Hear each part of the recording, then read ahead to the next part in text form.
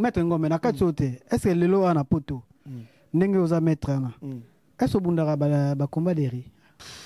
Est-ce que bunda? Papa. De comme là. Dans la poto na bunda jamais combat de riz. Parce que la bien faut mettre bunda la combat de riz, mettre bunda na judo, tatami. Tatami. Tu comprends? Ngai ko bunda la nga kende comme la nga osala nga l'entreprise attaque cariste magazine na kile bunda na ba koli nga. OK.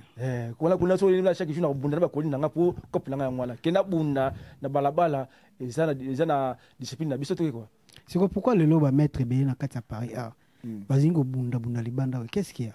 Kasi ba mettre on va mettre kuluna ba ki ba to kinga biso na ba fenêtre. Vous comprenez? Ba ki ba lité que va littéraire bon parce que littéraire bon littéraire peut aller net va mettre Maurice bon littéraire va mettre bango to comment mettre comme littéraire so biti wa littéraire va boter bango to comment mettre quand même par rapport à le solo ni ne salara ke Saint-Paul Bidokwai et bima Saint-Paul batu balonga na Saint-Paul ba kinde Bidokwai ni ne salara ke séparation na ya Saint-Paul ba na Bidokwai banaka ndeni tango Saint-Paul a mis champion. Je ne me trompe pas, champion du Congo, Isaïr, à l'époque.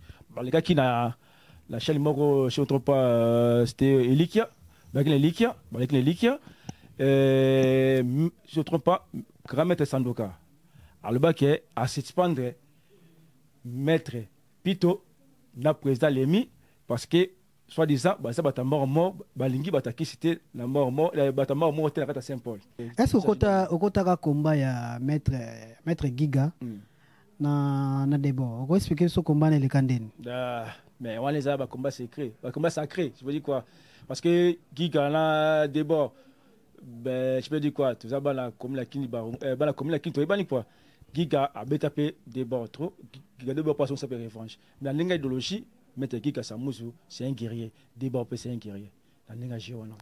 Palmarès c'est même baina abetaming abetaming to mais Giga beta trop Giga mtabeta mettre débat ba comme la kini ba do pesa makambo nyonso totali bien ba président ba comité to ba comme la kini en tout ba là to ma comme la kini mais toi c'est smandre ba mingi mettre pitoté ne peut pas limiter pour toi ba la mort na judo le balingi ba question quoi. Donc ils avaient pas vrai que ba na commune kini ba na mort na judo na Saint-Paul ce qui exemple spécifique ce qui biso ba père ba no ya na ba jora mort mais so entre guillemets mais so c'est pas couper belé quand ça va père on a paix. OK so beau c'est de logité quand c'est un vrai maître il y a aventurité ba bonne époque moi la mettre diongo volcan et mettre diongo volcan ba époque na bango quoi. OK mais c'est un vrai maître qui aventurité on prend à marquer époque na ye na ba gora sangolé ba sama na bango époque na judoka oyo tant sous vandi ba markayo mettre Giga ça va vieux oyo va passer les judo parce que quand on dit Giga c'est mon c'est ça vieux peut-être soit simi la gauche naïve la gauche magique qui raté on prend après ça ma caméra moi mérité peut-être que pas peut-être passeport diplomatique dans le moment de la judo parce que les gens jouer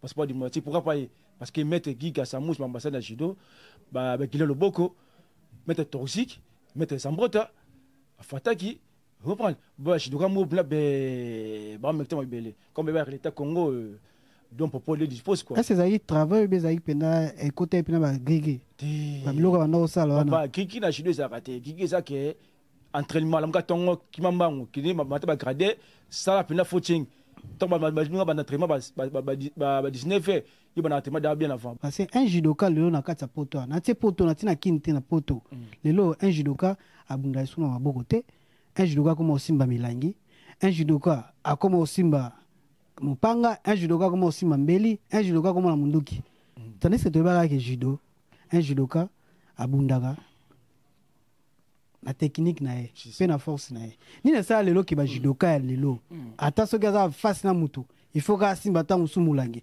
ata na mutu ya ibika obeta ye mais faut bimisa Mupanga be bimisa ta musu mulangi ni nezo sala bon la kachote ils sont là à fond du judoka quand un vrai judoka abuna toki wazana ye ya biso ke mingi ba judoka mo mula o abuna la poto ba luengi wasa ba tuwa mbele parce que ba judoka te ba ki ba fana ba judoka OK agene ta sutu liter comprendre et moi liter ai ba moi pour soda ki ai la poto tout le monde a mingi ah ouais judoka moi il judoka te mais wa bengi mettre to di époque ni ya ki mettre biso de mo mote moto ba réalité poto te muto pena franchement né d'éducation judo ça moussa biso c'est en fait quoi maintenant c'est peut-être que bato ba biso image à judo tu vas aventure à bongo franchement judo ça sport moi intellectuel batamayeli après bato c'est une maîtrise de soi on reprend même toutes les circonstances il faut maîtriser dans le moment.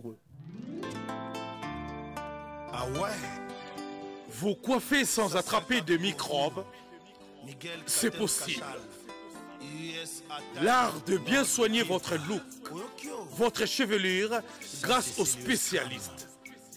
Et ça se passe au salon de coiffure sans microbes. Venez soigner votre look. Au niveau de la chevelure, au numéro 70 du boulevard Anatole France, à Saint-Denis, métroporte de Paris. Salon de coiffure sans microbes. Vous êtes accueillis chaleureusement. Sans microbes.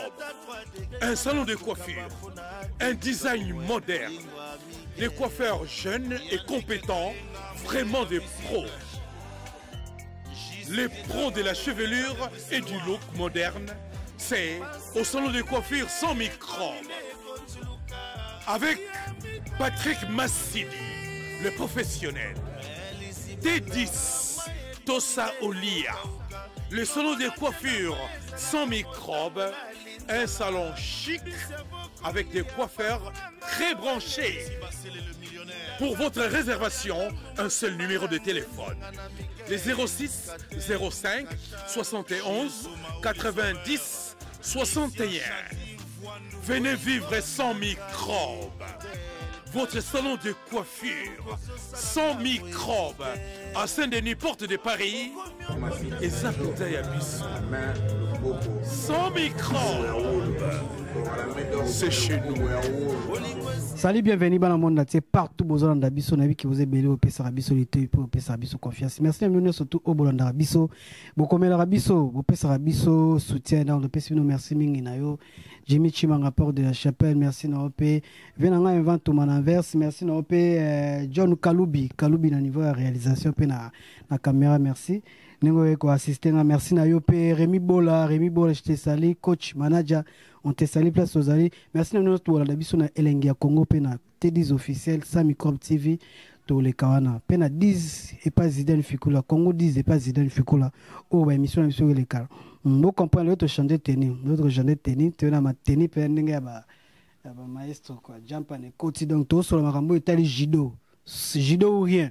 To sur la judo bon pesa biso ba commentaire nous par rapport à concept sur tozo banda ya retourner pour l'Italie bande kona biso ya judo ba judo kana biso ya Congo tozo sola pour na bango to moni bande kona biso ba ça ya foot silo biso pe to na nenga judo donc judo te mais c'est un respect nenga mona longola mo chapeau papa mais ta gara sacrifier di bande nga mais chose à dire to sola mo Italie judo to yamba bino maître moko oyo exactement mususu mbai boso atebele ba na biso batala mais to ngai to banda na ye poso là parce que aza jeune mais ayebi quand même belé na mambo peut-être ya judo to so na mambo eza génération na ndo so na bato ya judo par rapport à génération par génération to so la judo par rapport à génération na ye bolo batita boso le judo pourquoi bande on a débuté té non so la judo par rapport à génération na ye génération o ya vécu na judo de to so makambo ya moni na judo to so makambo te ya moni te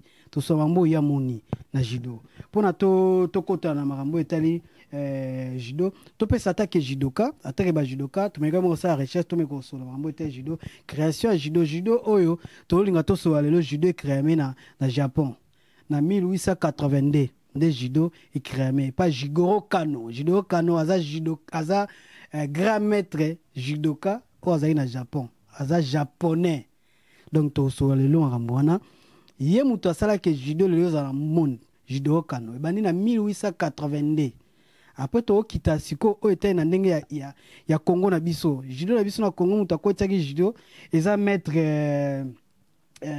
si je me trompe pas na landaki mwana mekai moko benga na zoma investigation par rapport ya mamango maître Decatur yende muto ayaka na judo na Congo de 14 après on a maître Mukuna yende mutaye kozwa siko relève ya judo o mo le judo comme na maboko ya ba noir ya ba congolais donc le ba comme ko exercer judo et en 1954 nde yaka na niveau ya Congo na biso Kinshasa maître Mukuna Mutulelo aza lokola numéro 1 ya judo po aza en vie aza na 83 ans tilelo azali avant lui baba na barumbu maître Mukuna on te sali grand maître to bien maître te mais yaza grand maître.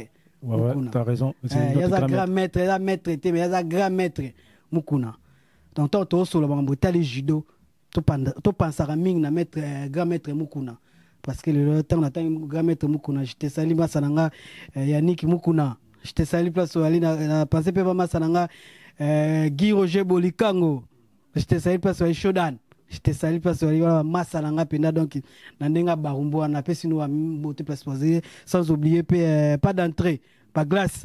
Voilà donc nous sur la masse penda ba on a pesi on bote place ali na que pas d'entrée peut to zoé ba glace to zoé to sur la on bote ali judo mais là to bandi na maître Kombe Ngombe maître Ngombe l'homme de la vengeance to bandanae d'autres m'a dit Kleboa Poto Feti yango là aussi Poto Feti to bandanae le quoi moi makambu ya quand même ya Barumbu na commune Kinshasa na Lingwala na etana ba commune sous to ina onaye na lobi na émission to bando sola par rapport ya mutu mambo ya veka o veki yango na to sola to ya sola sola ba tout to sola mambo ton sou biso to mona kité to sola mambo etali judo maître Ngombe bonjour de Rolanga te disent na sepeli fort ou yamanga sur la plateau na o Kleboa des fois tu n'allais fort avec Kleboa pourquoi na vie donc to sola et belé comment la lelo o to valoriser ba judoka judoka tenga to ando ya ba judoka moko mutu mutape sa explication parce que bino pe baza comment dirais-je baza sportif et senga pe mutu sala yi kombo to mona ki alekaki parce que bosala ki pe ba génération na bino pena na judo na ndenga ya Kinshasa na est-ce que Kleboa kombo na utakia na bitese uteka na poto bien ba partie kin bon la kachote mon frère te disent ngai de la base la kin ba to binga bien Ngombe maître Ngombe l'homme de la vengeance. OK. Quand on dit Kleboa ça combo yo surnom oyo ton poto na ndema na sala na poto yango apesa nga combo Kleboa parce que nous sommes salés Simba quoi. OK. Mais de la base je suis Eric Kleboa maître Ngombe l'homme de la vengeance au motikile yebi comme la yebi lingwa yebi. OK. Non c'est partout quoi dans le monde. Maître Ngombe lelo o bato ebelo na judo na maître Ngombe l'homme de la vengeance.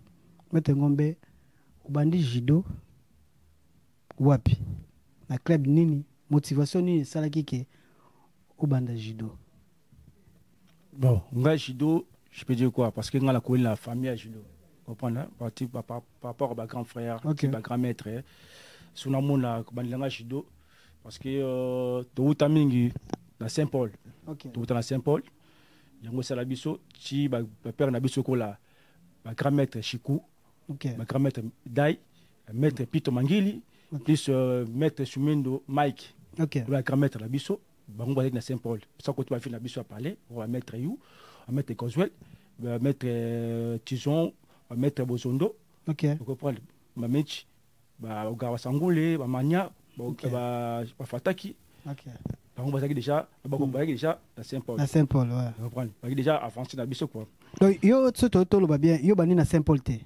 toi qui bala mike mais toi bala raté na ndenga judo anane judo déjà bani na Saint-Paul bani na Saint-Paul toi bala mike toi va pousser ba Benjamin parce que époque quand toi bala mike tant judo yeko banda na Saint-Paul bani judo na Saint-Paul et après combien de temps que judo à Saint-Paul et yo kabwana o se retrouver lelo na yebi quand même histoire peut-être ba ka bande na lo ba keno na yebi histoire au longo Saint-Paul to yeko ya bidokwai vous savez combien d'années na Saint-Paul à peu près on va à Saint-Paul je vais dire quoi j'étais petit le roi grand maître va faire la biso va mettre Pito mettre Mike papa Dai mettre Chikou mettre You mettre Volcan ngada mettre Tison Poutine tout qui na bango longo on va mettre Mitch on va mettre Magnan on va Fataki on va Bokoko tout qui na bango longo ba frère na biso pour qui bala mike après pour tout amener lenga judo la séparation Boudokwa et Saint-Pondé, j'ai envie de masco pilier penda ya Boudokwa et penda quoi parce que tu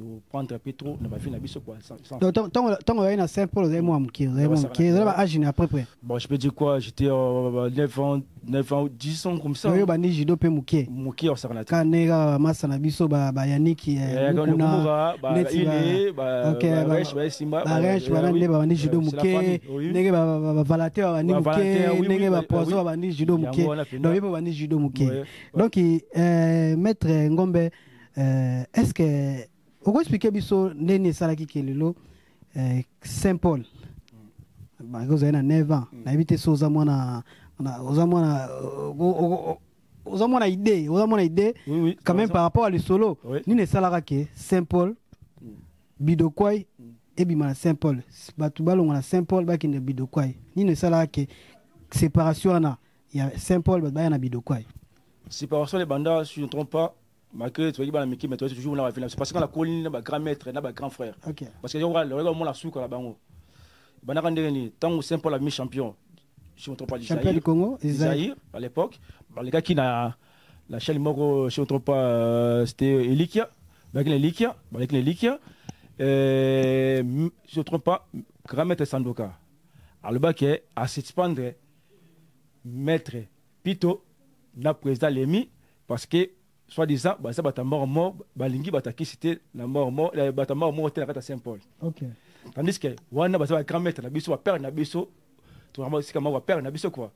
À partir wana tu vas sali déclaration va partir Likia biso n'a parlé bah quand toi on a parlé la radio pour digérer monter. To boité après deuxième émission sur les gars qui sur l'émission sous na sur pas intensé. Ce que je suis en train de dire, c'est que je vais mettre Goswell Bozondo, grand maître Mitch. Il y a un longo, toi comme la RTNC, je dois Saint-Paul, trier Saint-Paul, Barumbu, Kotaraka, la studio. Si maître Goswell Bozondo, je salue à partir à Angola, grand maître, à Biyokutu. Tu as dit parce que Bino déjà n'est pas beaucoup. Tu se prends des maîtres Pito déjà. N'a vu pas la papa pauvre mettre papa Lémi bah ni sur bango ça tout na club na Saint-Paul comme mettre Bosona qui n'est le pas qui a joué à Saint-Paul a qui assisté na émission là habité yo côté émission té au côté pénité mettre peut-être les bandes studio ti à cette émission et comme ce yo faut songa tu le combi toi le combi il met au côté combien la té comme à Saint-Paul vous la trouvez à té il faut qu'il m'a faut préciser bata Barumbu club à Saint-Paul mais sco ba Barumbu ba ça quoi côté na bata commune kin parce que bana côté parce que bana la commune kin té ba te créer Saint-Paul ba la commune kin ba pesa makambo nyonso vous allez bien ba président ba comité tout bana ba commune kin en tout ba là tout ma commune kin mais toi c'est smandre ba mi mettre pitoté ne peut pas limiter pour toi ba la mort na judo le balingo va quitter quoi. Donc ils avaient pas vrai que bana commune kin ba na mort na judo na Saint-Paul. Ce qui exemple typique ce qui biso ba père ba no ya na ba judo mort mais so entre guillemets mais so c'est pas couper belé quand ça va père on a paix. OK. Ce robot c'est de logité. Et Thomas Kondé ni Thomas c'est mission la parole du peuple la je peux dire quoi la voix d'Isaïe après il y a combi de combi tu vas côté je dois côté à Songa Barumbu. Ce que mettre Bozondo Goswell, je salue à partir à Angola, mettre en côté la bis, la combien là, boy mettre en côté Angola, côté na bis wana te. Mettre en côté parce que na âge du cas Saint-Paul bani, boy mettre en côté, mettre quoi ça ni à Djembeli. À Djembeli, malheureusement. La combien de ninga simandé d'avoir recevoir à l'époque quoi, de ninga sima, en plus ton chauffeur a démarré, mettre à Rata, mettre à Paloma. À Paloma. À Paloma, mettre à Soka Mabi dans tout. Bah combien qu'il a mot Barumbu mettre son comme la kin kozonga ta comme la kin à côté mettre you il y aura bi mombele. OK mettre you on te salue je te salue mettre you mettre you pour parce que mettre Goswell Bosondo a grand frère mettre you mettre you na mettre Mitch parce que bah Pokémon quoi bah frère OK parce que mettre à l'époque la mettre génération moi quoi après que la mettre Mitch à la deuxième dan mettre au deuxième dan mettre Goswell à qui première dan. OK Parce que petit ne quoi bitende abona micho pinane da tamo nuna ko makila boy ça veut dire quoi ba c'est pas nous ça ninga bani na ko so ngasukuna te parce que ba saboter ka tina côté boy après c'est abi mais you ça deuxième dan pourquoi pas rosa la club de banini après comme la kin comme la kin dans la club té pour ça peut club na biso ça peut bon na biso ça peut bien quoi. OK. Quoi. Bah venait de bon au départ. Après mettre yo comme aki non mona mukia do banga parce que mona grand maître dai mettre choukou ba mettre pito ba mettre Mike ba fait na biso na ba grand frère na biso quoi. À moi ah bah viens ça dans club té la comme la kin songa na yena ça sous club. Ça veut dire que aussi mbaté ça en fait. Si on a quatre autres, ba grand maître na commune kin. Na partir au ba notre vena s'imposer ba maître ni. Yaki bosso maître Chikou, pauvre maître Chikou, maître Dai, maître Pito Mangili, na maître Mike, Kembisu. Ba on so na ba na commune kin. Ba ngoto maître Mike. Siko tango ba bazoki idée siko ba comme idée ça siko club on a qui bido quoi il fait ba ça là. Est-ce que siko tango idée na komaki maître you tango bien se poser ba question que non ça la club ngamo na muke boy akenda ko so na ba maître Dai ba on ba lo ba ni. Bon, au départ, c'est difficile parce que bah vieux on a balinga simple la bango pakasi. Ma père a la simple la bango va mettre Chico mettre Dai. Bango la simple la bango black et bango traité pour bon appelle c'est trop pour la simple. OK. Et c'est un deni. Tongo mettre Gozo le Bozondo mettre révolution. Tongo y a une logique et c'est en fait monde à mettre Chico. OK. Tokenda la délégation là mettre Bokoko mettre Fataki, mettre Valentin, mettre Tison, Angada, ba Vuse Tumba, ba Ugawa Sangoule, tokende komona, mettre Mania, tokende mona Sukoyo, Père Nabiso, mettre Chikupoto, tout que Père, Tongo Sala, Clef Nabiso, Awa. Tokende Pewana, Songé ni mona Muke, mettre Gebuto et Longo. Tokende moni Père, na Louvois, na Lac Moro, je ne me trompe pas. Tout le monde peut père amoni ba les bailler quoi tu poster père amoni ba belé boté père né ba na micho franchement tellement mamboy to fond la club la quartier mais na micho muto ça so moi cal pour mettre dans ngate ma club là que buduko fond ma club buduko fond parce que avec la souci c'est simple pour ça à pas mettre beaucoup na mettre ça trop pour la simple mettre chuko on comprend après tu que moni mettre Choukou, tu peux quand la biso, ah bon, c'est une bonne idée. C'est bon, on fait la club. C'est un grand prier, quoi. Après, mettre Choukou en diminaï. Mais tu peux mettre Moutou, c'est mettre Dai. OK. Pour mettre Dai, puis là, papa Dai, à chaud. À la chaud parce que il a Saint-Paul, là, à moins qu'il y ait un Saint-Paul. OK. Toto Wouti. Et pas mettre Chico, après se faire vers beaucoup de club là, mais beaucoup n'est pas papa Mamba Chako, parce que papa Mamba Chako c'est qui boxeur. OK. Pour la comme la qui boxe handball, je prends ouais, nap foot. Que mon am papa Mamba Chako chez la Louvois. Au maître quand mettre Swat Ndabiso. Abo que soit même papa Labino mettre Mamba Chako, il dit beau PC Calabino. Donc tout le monde même mettre Chako tout comme na Louvois, tout sonner tout comme pas tout le monde père. Amoni ko ba bossa ni père, na tini biso quand mettre Chiko parce que tout fond là, que la biso bodo quoi yi, na comme la kina. Ah, bana. Franchement, ba kan so ba sabe parce que na papa Labino ba Dai ba Chiko ba nani parce que nous ba na mi ba rum parce que à la commune to na club té. So c'est comme na biso quartier et ça so bien. Comme nous na biso ba na Labino super initiative pour ça la club na biso, club na Labino ah la commune kin ngana souhaiter bino bo salango. Na pour bino. Mais bo so kapé ah té bo que mon appé papa Akan. OK. Papa Akan. Tolongo wana, tolongo Louvois, to kelak mo. OK. Na baumbo. T'es comme la kinika. Comme la kinika. Papa Akan la comme la kin. Comme la kin na Louvois entre je peux dire quoi de l'école na plateau. OK. Papa Bleskani. Ah OK. Tu veux Bleskani mon vieux da Silva tout Basile tout parler quoi. Que tout le monde papa Akan écoute bani to soli to Bleskani moi Bleskani fait la biso parler quoi. Alors ça va judo déjà na Barombu. OK. Tant mon livre mon livre mettre il mettre Mitch il va mettre Poison il va mettre Gorbachev tout avec bossa ni boto za biso t'inviter biso mon père pour ça après to quitte mon père abi bana il jati aussi pinda il y a bien pinda ngo pour appeler Madimba wa quand tu Madimba club exacté si vous fondez club après ça bien parce que vous n'avez pas trop bambou tongi sapi bon après club après rendre soutenir biso et funga mais après na club funga qui to funga mi Budokwai et voilà nene Bidokwai funga nene Budokwai si je ne trompe pas Budokwai forme la mars le 25 mars 2000 non pas 1999 99 ouais 99 ouais ok Bidokwai funga na 99 auto benga na 9 donc Bidokwai funga mi après na Bidokwai tokota na makambo etali penda judo on peut dans la carte soit tout ça moi synthèse moi analyse moi par rapport ya nini ya évolution ya ndenge tolongwa Saint Paul oyeti Bidokwai na pesi ba mettre nyoso tout ya Bidokwai bambote na pesi mettre Mania na pesi mettre Volcan na pesi mettre Mitch mettre Diongo Volcan Tison, Maître Bile, Maître Youssouf, Maître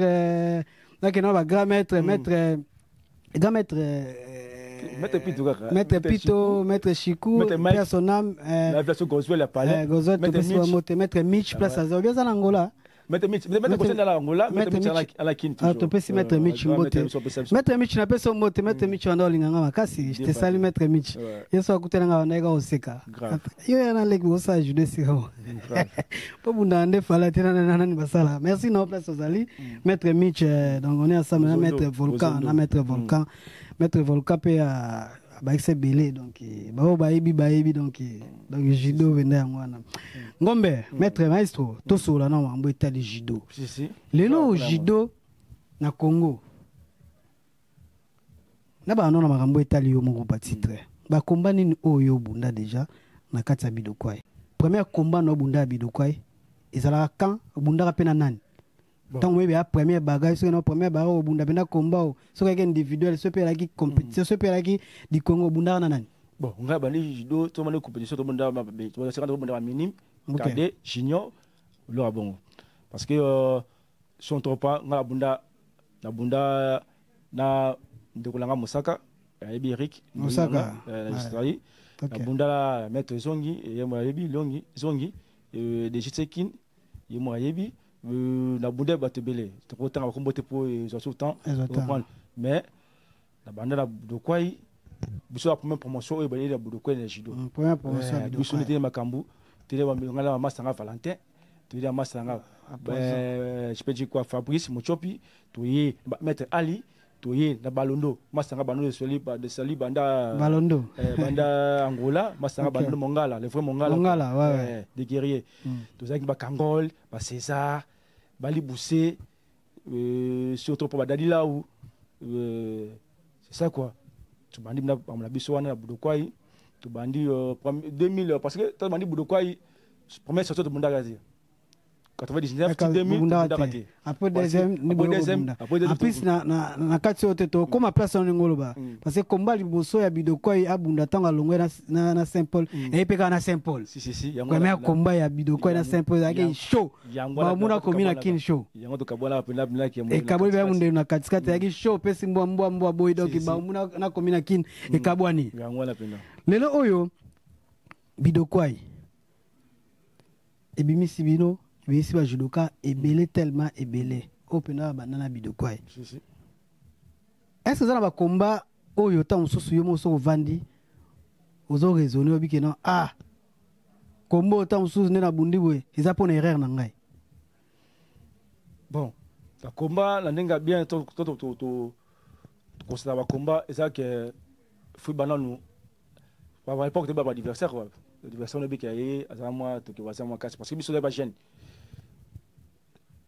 ceux qui adversaire fui ba adversaire non de quoi parce que biso autant de Bidokwai to bunda ba catégorie tout to bunda ba tout après combat oyo moi pas si oyo bon pas citer moi ni té mais pesa moi makambu moi mukie to baka Bidokwai Saint Paul Bidokwai Saint Paul yango nde pesa makambu na Bidokwai po combat na yaki attendu il m'a attendu au sakanate et puis la guerre et comment vous et le coup de guerre donc et comme que mona komina kina kota te mona bambuko ta mettre fida yebi masanga fodi mateta yi mamonde salaki comprendre mutu munaka na ye battre la zone rouge parce que bateti ba la ya biso to uta bina ba ombu parce que on a parlé ça fait normal biso uta ba ombu to ya komina kin voilà là où va chanter tabau chansi velanga chansi na salio puis la velanga pour yo maman mettre Youssouf mettre paille pour maman mettre bile. OK. On va finir ça parler même maman c'est vrai quoi, c'est ça en fait. C'est quoi pourquoi comment est-il à niveau na qui comme pena que non komina kin akota ba ombu te mona ba ombu akota komina kin te. Quand c'est pas séparation on a tas ba box na ba ombu. Box na ba ombu ba lingi biso te la grand mettre na biso. Première année to bundité, ko deuxième année attente et cinquième la championnat kin est 5 black première journée Budokwayi Saint-Paul. Combat na ibike Budokwa polaka. Tu gagner la première journée. Gagner page. Expliquez sur notre classement ya Budokwa yana contre Saint-Paul. Ezali ba judoka ni na jino. Première bagarre ezala nani? Première bagarre je ne trompe pas ezaka maître you. Je ne trompe pas maître you. Abunda nani? Abunda kana je ne trompe pas na judoka mo be masa biso be bani mettre ta polaka to bo sente. Mais deuxième combat chantaba ya makamunaye abetaka lemu. Deuxième combat là qui lemu na maître Jansi. Na Jansi. Na la gagnaka. Maître chacha gadam lemu. A gagné maître lemu. To beta bango 2 3 4 et 5. To beta bango bon. Troisième bagarre ya nani? Troisième bagarre zaki surtout va maître Volcan. Quatrième bagarre. Maître Mania. Pas Mania Bundakate. Mania Bundakate. Mais nani Zangoul. Surtout entre Zangoul ou bien nani venanga nani je peux dire quoi quatrième combat qui entre nani Sadi Congo Volcan. Cinquième combat qui Mania. Et là, mettre attention, il y a Betara Joniko, nous avons Jimani Bantokinda. Cinquième bagarre. Mettre Indien, pour venir vous avoir pour donner des 4 combats déjà, les pauses, on est les 4 combats, les 1, tu as 4, tu as 5 déjà, tu vois qui tout. La Bundara 6e, pas Bundara 6e. Parce que la 6e côté. Parce que la classement, pour choisir les ben nabi ko pesi mbomba ba oswate parce que première sortie à Budokwayi contre Saint-Paul parce que outil lobi combat na Budokwayi qui na kisa makasi kande bolobi ke non de banda ko kende pene pa ya mo bagamettre bengana ibinu la raison parce que Budokwayi na kisi c'est na combat na bon après na isu bogana éviter so bogana sous Saint-Paul. Après c'est quand au début on veut le début on vous kabela moto kabela moi si c'est un blague qu'il faut démonter parce que biso d'autre part à part Gramete Mukuna na Saint-Paul ba kama to tikaki ba Gramete na biso siko ba série na siko tango olobike boganyaka Saint-Paul première année combat ya Budokwayi ba mettre ouais ya Saint-Paul ba Francis bazalaka puis ba Kalangi ba laki wapi beaucoup dan ba Kalangi ba laki wapi ba Odon ba Bunda tina ba kombana. Bon je peux dire quoi première saison ba la kili ba yebi Budokwayi Saint-Paul première saison Budokwayi beta Saint-Paul après le reste Saint-Paul va super amnaye ti moi me que d'autres gagner non gagner mais première sortie Budokwayi ba la kili ba yebi que Budokwayi gagner Saint-Paul. Budokwayi gagner Saint-Paul première sortie ya Budokwayi on va serra la Budokwayi le peli moto 3 bi ouais sera beta ulembete la peli moto parce que biso ko la je dois moi je dois moi atoki wazamako.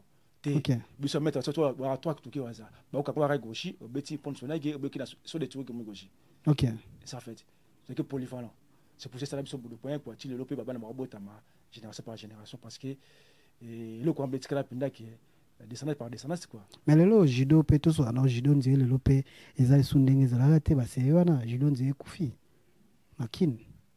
Bon, l'époque par époque ma réalité là moi parce que biso à l'époque judo pinda qui sport mo be tolitoli quoi ça veut dire aucun chic ou ça judo mais le lopé comme appelle mutumo ba kuluna akingi la mona de sumo bani pas ça ai ne ko ngane ba rai gauche ne to ngai ba à 8 mètres.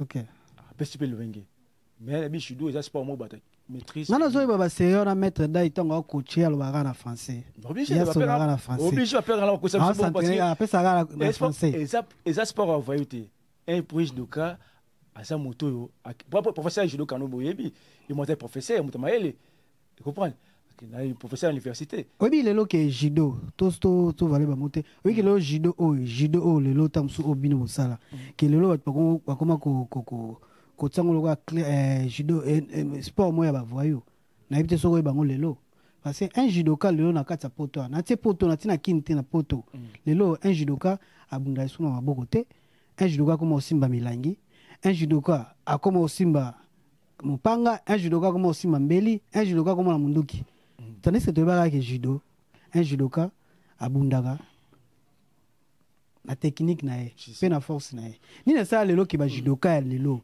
ata soki aza face na mutu il faut ka asimba ata mosu mulangi ata na mutu oyo ayebika kobeta ye mais il faut abimisa mopanga mpe abimisa ata mosu mulangi nini ezosala bongo lakati oyo te esona bafond de judoka quand voye judoka abunda toki waza na ye ya biso ke mingi bajudoka momona oyo babunda na poto balwengi basala bato bambele parce bajudoka te baki bafanda bajudoka akende ita susu litaire comprendre ye mwa litaire ayeba moi pone soda ke ay na poto tout le monde a mingi awa judoka moi il est judoka te mais wa bengi maître to di époque ni ya ki maître biso de mama wote bote ba réalité poto te moto pena franchement né di kosa judo awasam biso c'est en fait quoi maintenant c'est peut-être que ba tout ba biso image à judo tu va aventure à bongo franchement judo ça sport moi ben intellectuel ba tamayeli après ba toi c'est une maîtrise de soi. On reprend même toutes les circonstances, il faut maîtriser dans le mot. On reprend. Vous m'y côte pinda, m'y catch le mot. Et voilà, mingi famille qui a ta babi sanga qui est Cléboa. Franchement, tout le monde a su acheter mais aime le ça lango, la maîtrise de soi. Ça va différent. Cléboa, Gombe, est-ce que ça va judoka au temps sous vandi boba markayo? Oui. Au moins pena au judoka pena que na combat ba nini mo apezo temisa mokili. Oui. On a l'époque à Kala. Parce que déjà, c'est la génération pendant Abino. Oh, il y a qui belé. Oui, on a rebossé la tête. Mettre Séboul et les Jeux Olympiques. Parce qu'on a fait la bise à Palais. Et après ça, c'est bien Jido quoi. Mettre Séboul, mettre Kimbembe. Vous comprenez? Mettre la bise logique. Qui mettre Kika Samouzou. Qui mettre Kassadi Congo. Ok, bah, je peux dire quoi Maître Philippe Bakou, ok, na Maître Dadi Bakouyene, bah, tu fais beaucoup bah, Ligo, ok, Ligo, Maître Ligo, Ligo, bah, Pita, bah, Girabola, Girabola, sans oublier le drapeau blanc, c'est un guerrier. D'abord c'était je sais mon bel et quoi simba pouvoir tout à judo koto et dans ça côté peut mettre dit clotaba bah ça j'ai quoi c'est ça en fait. OK, merci autant que biso judoka o le lotam suso moni ba marka to so na le solo ya la manota ba judoka mo to le quoi mettre giga Samuzu tango mona kae na mambo tout à ça na judo ya Congo robeta biso tamo so mo kete ya mettre giga. Mettre giga c'est mauvais la petite mbote pas azali Azabi. La kin quoi. Mettre giga on te sali. Parce que mettre giga ça va vieux il va pas sur les judo. Parce que quand on dit giga c'est mon c'est ça. Vieux peut là soit la gauche naïve, la gauche magique qui raté. On comprend. Après ça ben ma camarade moi mérité ben que pas ça ta passeport diplomatique hein dans le moment de la judo parce que vous pas jouer passeport diplomatique pourquoi pas parce que mettre giga ça mousse ambassade de judo bah avec le Loboko mettre toxique mettre Sambrota Fataki reprendre bah je dois mouvoir bah mettre belé comme l'état Congo donc pour pouvoir le dispose quoi est-ce que ça y travail mais ça y pena côté pena ba grigué ba biloko ba no sala ba kiki na judo ça raté kiki ça que entraînement la mkatongo kimambango kini mata ba gradé ça la pena footing donc ba entraînement ba 19 heures il va entraînement bien avant ba na junior ti ba scénario de jeu déjà c'est ça que est-ce que au kota combat ya maître giga na debo on expliquer ce combat le kandeni mais on les a ba combat secret je veux dire quoi parce que giga na debo ben je peux dire quoi tout ça ba la comme la kini ba la comme la kini to ba ni quoi giga a betapé debo trop giga debo pas son s'appelle revanche dans l'idéologie mettre giga Samuzu c'est un guerrier debo c'est un guerrier palmarès c'est même abeta mingi abeta mninga to mais giga beta trop giga mtabeta mettre debo pas beta mais giga beta pe beta pas trois combats giga deux combats giga beta il a gagné mako OK debo pas après judoka grand judoka sur la terre ouais marqué pas époque là mais écoute créer un mouvement tikala tilo debo somme da beti mbo biko abeti debo le mouvement na Donc ça a quoi identité na e. To boya ngote biso za pour boya batute. Ça je dois vrai au mérita to biso masola vrai. Et to ba be to ba ne ba machine vilanga machine amundala tu peux se mot de passer. La machine amundala penda ebi ba mettre njube dirango ba ebi mettre njube penda. Kaluna ebi te soko kotala ba caméra hein. Chez pour ba jango. Na te soko kotala ba caméra ceux qui opesa biso ba rouge ça bien pour na pas pour ta famille penda bi ba to makaje to boya ba ngote wa ba mettre njube penda marchand njube et depuis minza motikile ba ebi jango les alaki. OK, on travaille pas trop.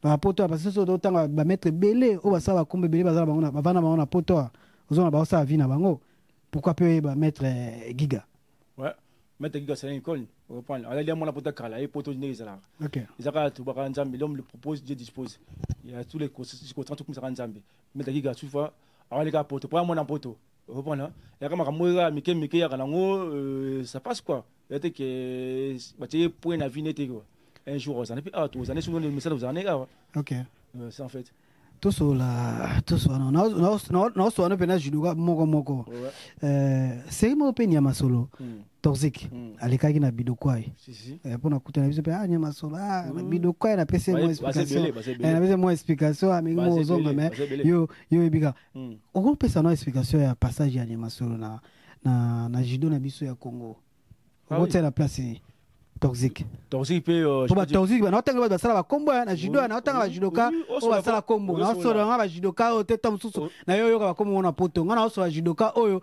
ba pesa ba kombo na partie ba Kishasa ba meme na poto oyo sola parce que toxique je peux dire quoi c'est un con à judo c'est un bon c'est un guerrier à ma histoire na parce que toxique nga na tout ça comme moko ko di mamo tu m'homme de la vengeance kombo la nga za kombo na OK tu as même style parce que c'est un gaucher mettre toxique et ça route à bunda danger na judo au mutako boete na Congo yate mettre toxique a utana le goloa est-ce que mo na Fabina est-ce que mo na ba Vuse Tumba est-ce que moko na ba mettre Zamba ba marquer soit na bango reprendre c'est pour cela ngaba kamingi ba ça ba ikono bato ba pesa makamuto na judo le ba mettre Gila Loboko to boya bango te ba casser des bagarres, la PC Mbote la musique, je peux dire quoi encore, mettre Dalilaou, mettre Dido, Mopanga, c'est ça, Homo,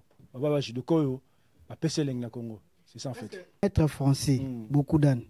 Les lots, on va mettre, vous savez, qui n'ont pas pu na marti, on a ba imika, na bomona qui ba ozo tombo la bato, ozo telemisa bato. On va ni pour la mettre. Azana on peut pas na mbuga ni na mito. Maître français à la Maroc, ça fait longtemps dans la Maroc.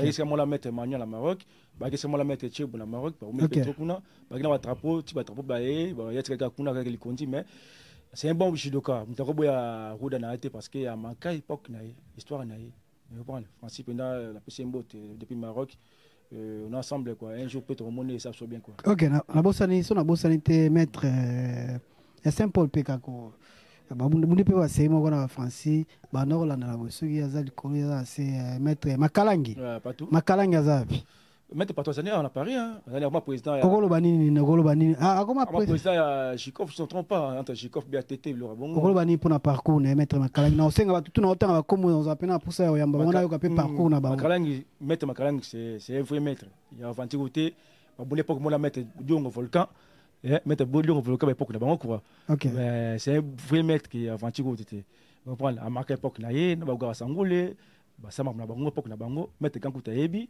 et mettre Fosoko tu vois mamango à marquer pour le Saint-Paul quoi c'est un bon judoka il y a aventure côté OK au boyate pour aller ba jango des salaka ça me moi via parler quoi c'est ça en fait après on a mettre ça tellement belé mais toi nous tout va question na mo va mettre nous surtout bandoleka awa tuza pendana pour na bino pour na sola mambo etalika judo siko lelo ko bani judo zo mona ndenge nini na Congo wana na tuna ko de question na judo lelo oyo eza ko kita makasi so na kotanga judoka autant sunga na oyeba kaka toto otanga koma ndeko moko ya judoka na okika ba Romaric judoka mususu nani petit na biso ya barumbo nani Zibiu na okie na okipe ndeko na biso oto ya dernièrement na Jeux olympiques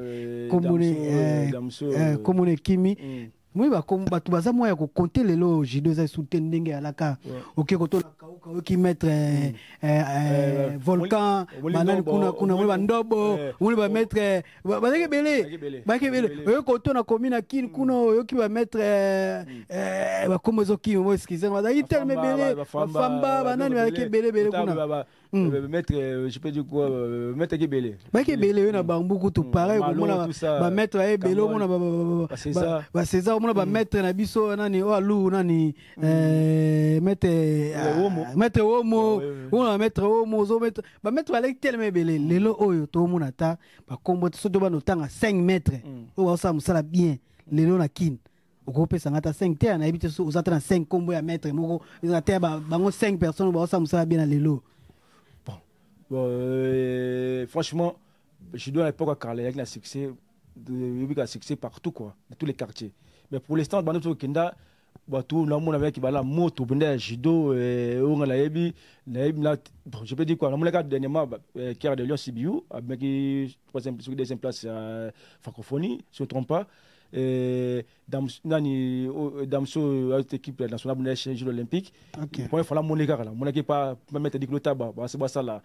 Bon, ça préparation là, on mettre Camar, moi c'est un Camar, on a plus son beauté, coach technique, na mettre Dadi Bakoyene, on a monnaie bangola. Après le reste, c'est des équipes qui sont vagues à judo penda.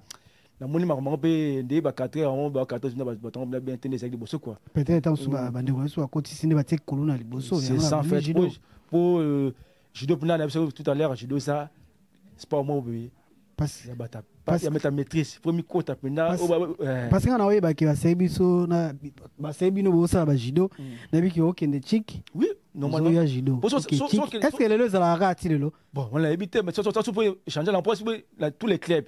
Bah quand même tu vas éviter mon a qui n'a chiquité jamais ça judo parce que wa mon ka voyou quoi éducation moyenne banda quoi biso la qui ça judo sur gafi la palais au moins que ba pour ce rapport dans club au moins que ba tu makulami banda entre banda qui tina suka merci là est-ce que mettre ngombe na katsote est-ce que lelo ana poto ndenge oza mettre na est-ce bunda ba combat de riz est-ce le bunda papa de comme là banda na poto na bunda jamais combat de riz parce que la bien il faut mettre bunda la combat de riz mettre bunda na judo tatami tu comprends ngai ko bunda la ngala kende comme la nga osala nga l'entreprise attaque cariste magazine na kile bunda na ba kolina nga OK kuna so la chaque jour na bunda na ba kolina nga pour couple nga ngwana kena bunda na balabala ezana discipline na biso to quoi c'est pourquoi le loba mettre be na kati ya Paris bazingo bunda libanda qu'est-ce qu'il y a kasi ba mettre on va mettre kuluna ba ki ba to kinga biso na ba fenêtre vous comprenez ba ki ba lité que ba lité bon parce que ba lité bon lité peut aller net va mettre Maurice bon lité va mettre bango to comment mettre comme lité so biti wa lité va boter bango to comment mettre tout na poto mona bango elle lité comment mettre et kacha comment mettre et boxer comment mettre mais normalement mutumutaz discipline là sur les akons là pour les akons sur les fouiller c'est pourquoi sous la maman là il faut pas si mainstream attends wa bunda il faut pas si mainstream ça veut dire quoi mutumang aga sport na tembe mais c'est pas bon ba bête quoi ça ni faut si mainstream pour pouvoir défendre quand il biso attaque ba judo cap na de couler na judo papa toki wasi na nzoto OK on a toki wasi na nga la bonne général buna toki wasi na nga jamais toki wasi on est ça pas toi yebi ngai d'ailleurs tout à l'heure biso de quoi il y a que on a toki ça mon côté tete o za ba principal bi que so na betu e raté on ça là on shimata on ça la gauche donc on saut des trucs comme gauche OK va prise dans misato donc on là on shimata bloquenga on va simba elle était prise bezali CP zali OK on va gagner la bonne to merci na bino nyonso to bolanda ki biso merci na bino merci na régie ezalaki John Kalubi merci na po au CP le ko edenga na musala j'espère que maunyo surtout est bien merci na Jimmy Chimanga Pau de la Chapelle merci na maître nyonso tout bolanda émission on appelle bino wa mbote place aux allez donc émission eza ya bino boya penda to sola ba carrière na bino esa biso bien n'habite na bosalité masalanga Chikito Mutakatif restaurant Paradis Secret tous les rani mingi kuna po yango pesa sumba konjo quoi. OK, papa c'est papa Paradis. Papa Paradis Secret Chikito Mutakatif. Bosalité to école le fond on arrête à 77 quoi. Base les premières base jeune première d'Amari de Lys quoi. La Bosalité route à Boston, il y a Palin mettre Fidibaku Dalila ou mingi né dans le bi Dido Masanga Dido banade bon moi judo quoi. La Bosalité Ligo à partir Angleterre Peter Chamberton Yemogo Junior Masalanga la Bosalité César il y a Palin quoi. Tous pendant ensemble quoi. Rachel Keta Mama CC Nzambe quoi. Surtout des Nalgo Keke c'est toujours hein? Boss H pour ceux qui ont un barami twingi. Papa Paradis, on te salue place Ali, merci no Paradis Secret restaurant na Bisomoko na comme la ville wana. Soko bengi publicité zoleka, oza mobimba service mo kitoko. Pe bana baza kuna bana bayaga penza. Merci no so na biso. Na yebike to kuta na soki nzamba zongi temba sima. Merci na yo. Merci na ye, merci pe na yo kuna wo pesa sini ke ba kino place Jidoka et Bandi. Merci. Ensemble.